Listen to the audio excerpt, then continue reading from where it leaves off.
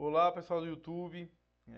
Venho aqui hoje, né, com muita alegria, aqui gravar mais um vídeo para o canal Grila Enxadrista. E no vídeo de hoje eu vou comentar sobre a minha conquista no torneio de ontem, né, no torneio clássico do IFCE, no Chess Match do IFCE, onde tinha fortíssimos jogadores e graças a Deus eu consegui ganhar e o meu filho ficou em segundo colocado.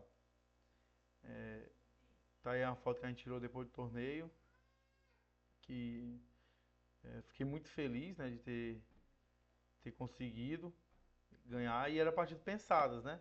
30 mais 30 segundos de acréscimo por lance. Então foram partidas que deu pra jogar com bastante consistência. E hoje eu vou trazer duas dessas partidas. A primeira partida, que foi a primeira partida assim clássica que eu jogo mesmo. Já tentei jogar online, mas acaba que por ser online a gente acaba se distraindo, não consegue dar aquele foco mesmo que uma partida clássica precisa, né? E a primeira partida foi contra o meu amigo Wellington, lá do Aranindá, jogador fortíssimo, tem mais de 2000 de rate no rate CBX. E outra partida que eu vou trazer aqui foi contra o Nicolas, lá de Crateús, se não me falha a memória, também um jogador extremamente forte. Aí aqui é os troféus, né? E a medalha do torneio.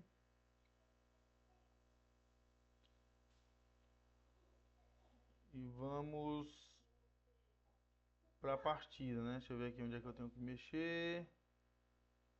Acho que é aqui. Pronto. Primeiro eu vou analisar aqui rapidamente a partida que eu joguei contra o Wellington. E por coincidência, essas duas partidas eu estava de negras. Aqui foi a partida contra o Wellington. O Wellington de branca iniciou com um G3, que é muitos jogadores têm uma certa dificuldade para jogar contra essas abertura moderna, né, que vai não ataca o centro imediatamente. E eu optei por jogar a Caro-Kann. Geralmente eu jogo francesa, é onde eu assim, acredito eu que eu tenho mais conhecimento na francesa. Mas como era uma partida pensada e o Wellington, eu já joguei várias e várias vezes com ele. Eu joguei francesa. Já joguei algumas vezes Caro-Kann também. Só que aí eu decidi jogar a Caro-Kann porque acredito, não joguei tanto, então, e numa partida pensada, por mais que não seja uma defesa que eu tenha, assim, tanto domínio, né? Eu não tenho tanto domínio que nem a francesa, eu acredito que, por ser pensado, eu teria mais tempo para procurar os melhores lances. E aqui ele jogou Bispo G2, eu joguei a Caro-Kann normal, e eu já desenvolvi o Bispo, né? Que esse é um dos objetivos da Caro-Kann, é você jogar esse esqueminha parecido com a francesa, mas sem ter o problema do Bispo de C8. Aí ele ameaçou, troquei, voltei o Bispo, até agora tudo lances naturais de desenvolvimento. Aqui eu já criei logo uma casa para o meu Bispo poder se esconder, né? Caso ele venha com essa avalanche de peões. Ele desenvolveu o cavalo, consolidei o centro aqui e ele já atacou. Eu tirei a dama, já colocando uma certa pressão ali em B2. Ele trocou e eu troquei. E aí aqui vocês percebam como fica bem semelhante à estrutura de francesa mesmo, né? Só que agora com o bispo, que seria meu bispo mal, fora da cadeia de peões, né? Ele continua sendo meu bispo mal, mas agora ele é o meu bispo mal, mas ele está ativo, né? Porque ele está fora da cadeia de peões. Aí a jogada continuaram, né? Normalmente. Aqui muito equilíbrio. Desenvolvi o cavalo. Tirei a dama, né? Aqui o computador fala que jogar a dama D1 seria um pouco mais preciso. Até, eu acredito que é para evitar ele jogar bispo F4 e ameaçar a dama novamente, que é até o que acontece na partida depois. Aí voltei o bispo já. Aqui foi uma dúvida que eu estava na partida. Eu pensei muito se compensaria eu trocar por o cavalo. Porque geralmente, como ele é meu bispo mal, é importante fazer essa troca. Muitas vezes ajuda.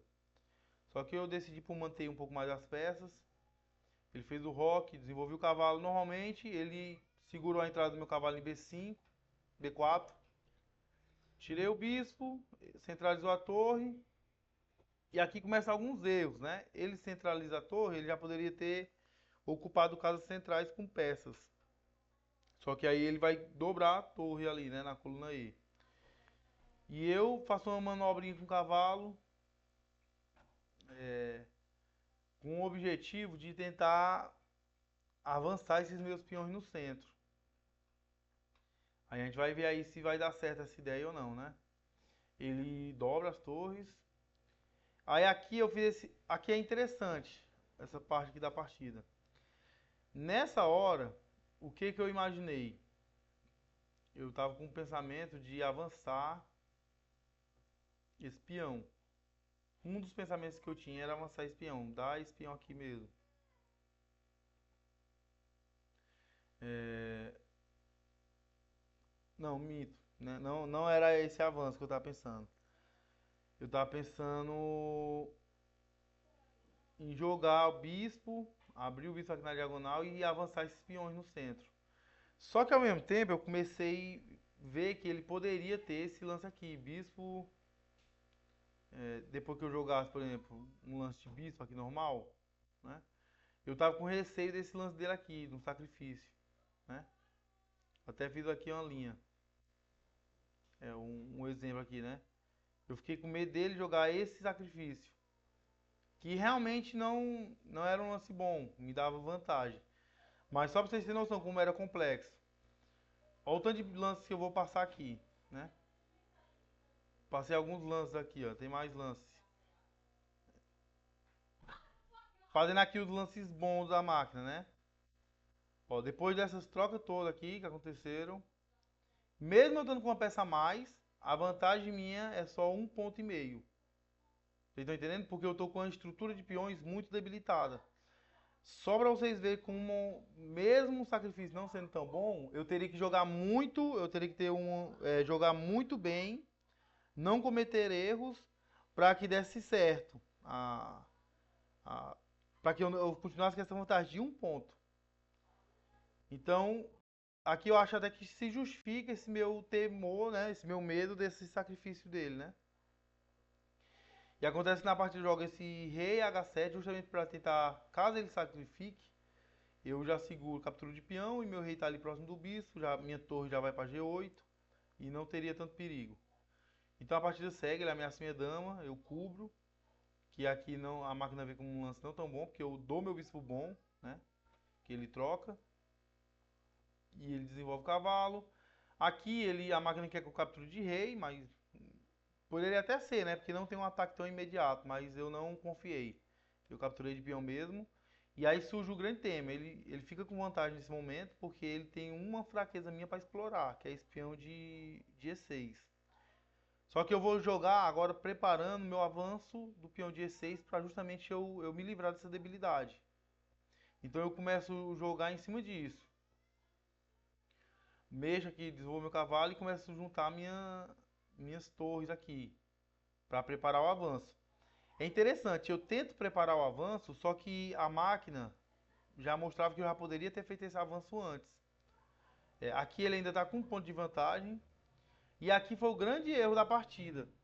Quando ele tira esse bispo e dá, que coloca pressão na casa de E4, né? Ele libera a casa pro meu cavalo.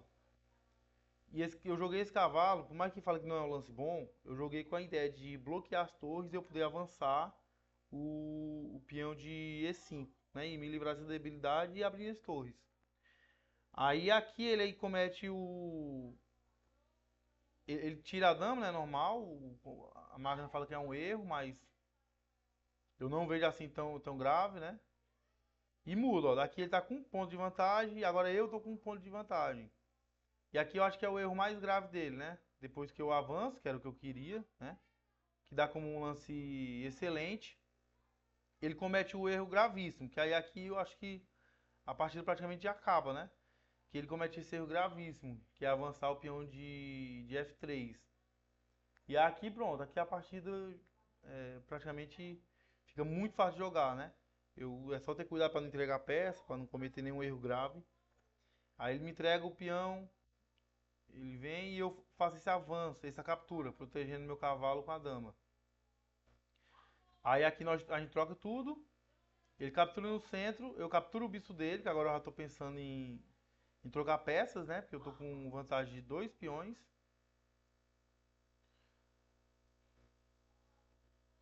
Desenvolvo o cavalo e aqui vai cair mais um peão, né? Ele joga esse lance de dama, eu capturo o peão, ele tira e aqui eu opto para trocar as damas. Eu vou trocar as damas e ganhar o peão no centro. Vou ficar com muitos peões a mais. Aí aqui a partida fica bem mais tranquila. Eu troco, ele captura de rei, eu capturo o peão no centro. Eu tô com o quê? Com 3 peões a mais. Ele ainda tenta um esperneio. E aqui é interessante você ter um plano, né? Porque se você observar essa posição, eu vou fazer um lance aqui de cavalo para proteger o peão que ele está ameaçando. O meu rei, ele não tem muito. Ele tá muito. Ele tá meio preso ali nessa posição. Não tem como ele ficar ativo agora. Então eu faço um plano bem básico. Eu trago meu rei, eu vou trazer meu rei aqui, ó, pela fileira de baixo para apoiar esse peão. E é o que eu começo a fazer agora. Ele joga ali, eu começo a avançar, mexer meu peão, fazer a caminhada mesmo com o rei, né, no caso, peão não. Com o rei para apoiar aquele meu peão que tá mais avançado.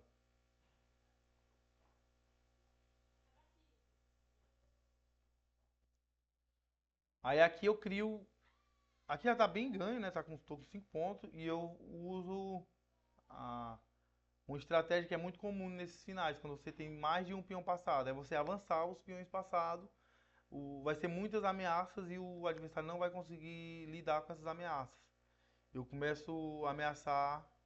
Eu começo a avançar peões nas duas alas. Ele tenta dar uma segurada com o cavalo, mas eu vou lá com. Uso meu rei para dar apoio, ó, e eu vou avançando o outro peão. Avanço de um lado, avanço do outro. Vai chegar um momento que ele não vai conseguir segurar o- os 2 peões. Aqui também é uma manobra interessante que eu faço, que é levar o peão lá pro canto, quer dizer, o rei lá pro canto para proteger o peão. Ganho mais um peão aqui e pronto, ó, cheguei com o meu rei aqui para proteger o peão de H3. Por que que eu fiz isso? Porque aqui é mais fácil para mim coroar, porque o rei dele não está na frente do peão. Aí também achei interessante essa minha estratégia. Aí aqui eu já avanço com o rei G2 para bloquear a entrada do rei dele. E aqui ele ainda faz mais alguns lances, mas dá esse cheque. Eu tiro o rei para uma casa que não tem mais cheque.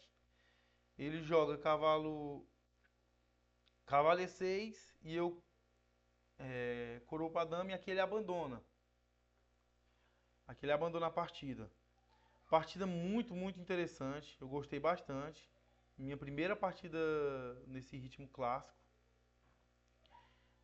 E tive um ótimo desempenho. Eu até, quando eu vinha tava trazendo ela aqui para análise, eu até pensei que ela teria uma, que ela teria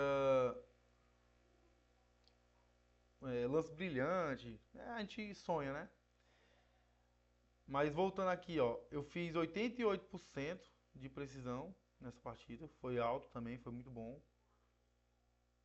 Fiz 88, o meu adversário, o Wellington, fez 82, também foi alta a precisão. Teve uma chance perdida para os dois lados, né? E uma capivarada dele, que foi aquele avanço de peão. E o nosso desempenho foi ótimo também, né? Ele teve 2.000 de rate, né? De desempenho. E eu 2.400, né? Tive uma precisão alta na abertura, 96%. 78 no meio jogo, que a gente viu ali que teve chance perdida, principalmente da parte dele, né? E no final eu tive 93% de precisão. Fui muito, muito bem nesse final. E essa que foi uma das partidas. E agora eu vou trazer a outra partida, que é essa partida aqui. Eu não consegui deixar no 3D, então vocês vão ter que ver essa partida aqui no 2D. Acho que a maioria não gosta de ver no 2D, mas vai ter que ser. Essa aqui é do mesmo torneio e eu joguei de negros novamente essa partida. E eu joguei a minha francesa, né? E vamos ver aqui essa partida. Eu vou passar de forma um pouco mais rápida, para o vídeo também não ficar tão longo. Merecia dois vídeos, né? Mas eu vou fazer só um vídeo mesmo com essas duas partidas. Foram as mais interessantes que eu vi, assim, eu analisando. E aqui eu jogo a francesa, normal. Ele troca, a gente joga essa variante das trocas. Aqui nenhum de nós inventa nada, né? Eu saio com esse bispo logo. Ele joga ali, te desenvolvo o bispo, faço o rock. Aqui talvez fosse uma opção boa eu trocar, mas eu preferi não trocar, voltei. Ele fez o rock, centralizei a torre, centralizou a torre, desenvolvi meu cavalo aqui, dando uma seguradinha no cavalo de F6. Ele fez esse lance que já foi um pouco passivo, né? Aqui a máquina sugere que ele tenha que jogar F4, quer dizer, C4. Eu já jogo C4, que é uma das temáticas mesmo da francesa, fazer esse estourar aqui mesmo, essa diagonal.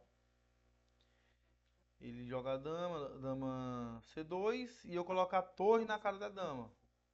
Que aqui ele já fala que já foi uma imprecisão, né?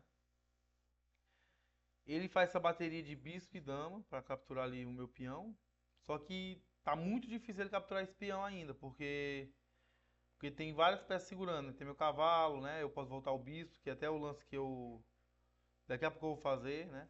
Eu desenvolvo a dama, ele joga esse bispo F5, que eu não esperava, mas depois eu vou entender o que que ele queria. E eu volto o bispo. Nessa hora quer dizer, ele joga cavalo H4. E aí eu ainda não entendi muito bem qual era a ideia dele, né? Pegar meu bispo pelo cavalo. Poderia até ser, mas ele já gastou muitos tempos com cavalo. Não seria ruim pra mim. Eu capturo aqui, né? Explorando essa cravada que a dama dele tem no momento. Apesar que não é uma cor que eu possa explorar de imediato. E ele joga esse lance, cavalo, captura bispo. Eu capturo com peão de H. E agora aqui eu entendo por que que ele fez esse lance de bispo. Foi para cravar meu cavalo de B. Ele captura o meu cavalo de F6. E agora eu não posso recapturar de forma lógica, que era com o cavalo, porque senão cai minha torre. Aí eu tenho que capturar de. Aí eu capturo o bispo dele. Ou capturava o bispo de F6 de peão, ou capturava o bispo de F5. Eu preferi capturar o de F5. Ele captura meu peão ameaçando a dama. E aqui o jogo tá normal, tá equilibrado, tá tudo indo pro. Tudo leva a crer que vai pro empate. Troco aqui, pega de cavalo, seguro meu peão. Tudo igual na questão dos peões, só que minha estrutura de peões está pior. Eu tô com um peão dobrado, né, na ala do rei, e tô com um peão isolado. Aqui eu já tava bem receoso mesmo, porque eu tava sentindo minha posição mais debilitada. Minha posição mais fraca mesmo, né? Tava com medo de perder, né? De perder, mas eu tava sentindo que eu tava pior. Aqui é interessante porque eu pensei, né, por um momento que tinha esse golpe aqui. Calma aí, depois do lance dele, né? Na verdade, aqui antes, né? Tava aqui, eu jurava, eu pensei que tinha, mas não tem esse golpe. Porque, claro, ele não pode pegar de peão, só que aqui ele teria um lance intermediário. Teria torre, captura, torre. E aqui eu sou obrigado a capturar e ele ganharia minha dama. E na partida, e na partida eu depois desse lance, né? Eu segurei e eu comecei a tentar trabalhar para poder capturar esse cavalo. Só que ele já anulou essa chance. Quando ele joga a torre aqui, pronto. A dama dele não está mais desprotegida. Eu não poderia mais capturar o cavalo. Aí eu joguei cavalo F6. Ele dobrou. E aqui eu fui para algumas trocas, né? Troquei e centralizei meu cavalo. Ele joga esse lance que força eu trocar a dama. Por mais que a máquina marque uma impressão, mas como ele está com uma estrutura melhor de peões, é um caminho válido. Ah, por que que ele força? A única casa que eu poderia proteger os dois peões, né? O peão de D5 e o peão de B7 seria aqui, né? Na casa de C7. Eu não tenho, porque o cavalo está ameaçando minha dama. Então, se eu tirar a dama para qualquer casa, vai cair ou o peão de D5 ou o peão de B7. Então aqui eu fui forçado a trocar as damas. Ele recapturou de cavalo. Joguei o rei F8, já evitando a entrada da torre dele em E7. Porque eu já estava prevendo que ele ia avançar o peão expulsando meu cavalo. Que é o que ele joga. Eu volto meu cavalo. Ele começa esse avanço. Agora esse lance aqui eu percebi na hora que ele jogou, eu já senti que era um lance ruim. Não era um lance bom, porque aqui ele me ajuda. Eu tô com o peão dobrado e aqui ele faz eu desdobrar meus peões, né? Ele recaptura, aqui eu, pronto, pelo menos um peão dobrado eu já solucionei esse problema. E aí eu seguro esse lance aqui. Eu tava querendo jogar torre aqui. Só que por que eu não posso jogar torre aqui? Porque ele teria cavalo aqui. Quando eu jogasse a torre onde eu em D6, que era um dos meus planos, deixar a torre em D6, ele teria esse lance de cavalo B5, ameaçando ganhar espião. E aqui eu fico meio refém, né? Se eu jogo aqui, ele já, ó, o cavalo dele já ganha muita atividade. O cavalo dele vai ficar enchendo de saco aqui, indo de um lado pro outro. Então, antes de eu jogar a torre C6, eu já joguei logo o avanço do peão para segurar o cavalo chegando lá, na casa de B5. Não sei se foi bom, mas foi o que eu vi na hora, né?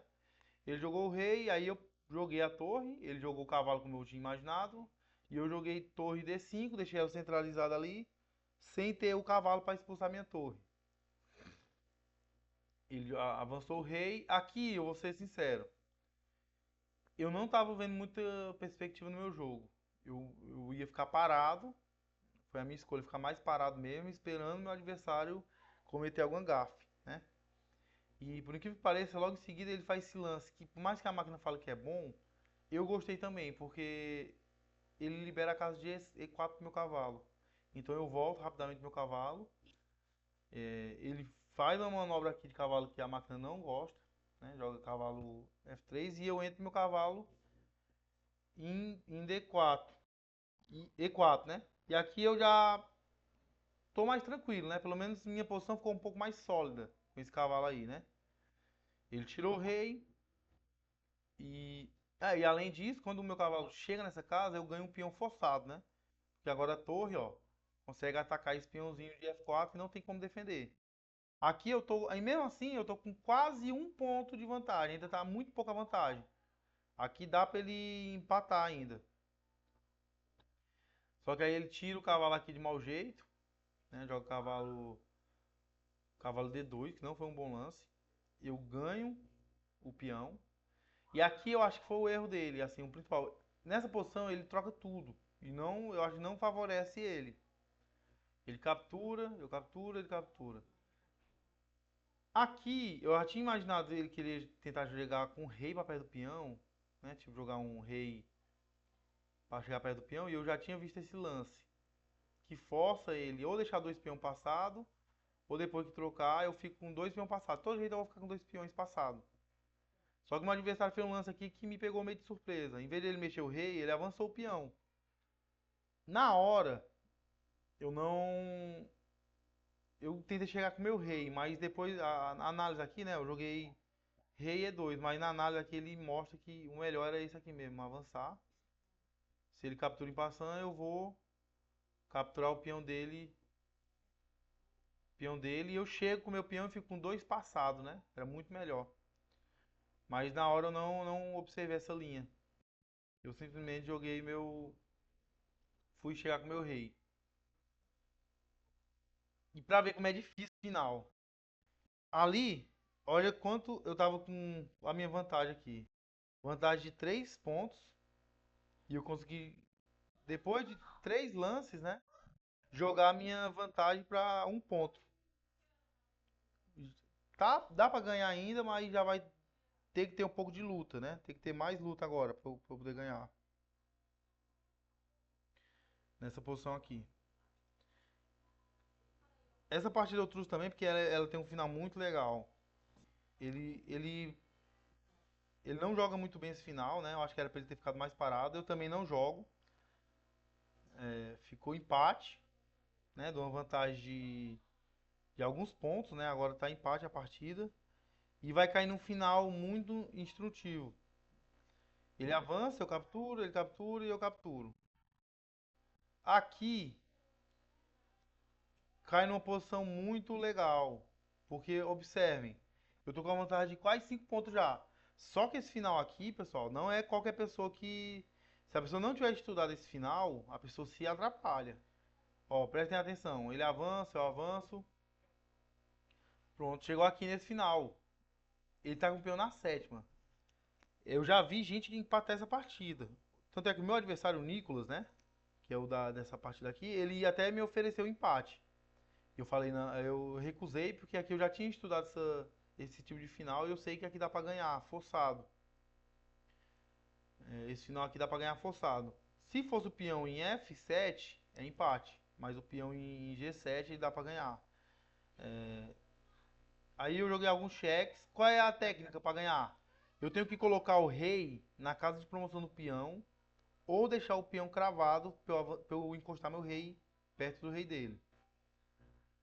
Aí eu fui dando cheque até forçar o rei dele ir pra casa onde o peão iria promover. E aí eu mexo meu rei.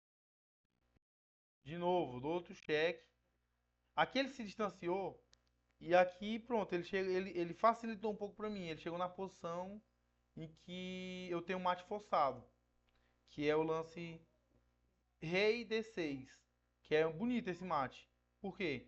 Se ele coroa dama agora, eu tenho o quê? Eu tenho cheque, ele é obrigado a mexer o rei, e eu tenho cheque mate. Usando a dama dele como uma barreira para o rei não fugir. Essa é a posição que é conhecida, né? Que geralmente quem estuda finais sabe dessas posições. E aí ele coroa para cavalo, né? Para tentar dar um pouco mais de dificuldade. Eu fiz esse lance, segura as casas do cavalo. E ao mesmo tempo eu vou ameaçar mate no próximo. Ele tira o cavalo e aqui também ele foi esperto. Eu não posso capturar o cavalo porque afoga o rei dele. Vai afogar. Então eu fiz simplesmente rei E7. E aqui meu adversário abandonou, porque não tem como ele proteger o mate. Qualquer casa que ele levar o cavalo, eu vou ter mate em 2. O rei sai e eu vou dar mate em 2. Então por isso que ele abandonou. Essa parte foi muito, muito legal também, principalmente por causa desse final, né? Esse final aqui ele abandonou, porque... E se ele joga o cavalo para qualquer outro lado, para cá, por exemplo, eu já tinha mate em 1. Essa partida aqui foi muito boa. Foi outra partida que eu tive um desempenho muito alto também. 92% de precisão, né? As duas partidas, eu acredito. Deixa eu ver a precisão da outra. A outra eu tive... Não, foi 88, né? 88 e nessa parte daqui tive 92%, né? De precisão, quase 93. Não teve nenhuma chance perdida, nenhuma capivarada e poucos erros, né? Tive 2 erros, meu adversário teve também 4 erros.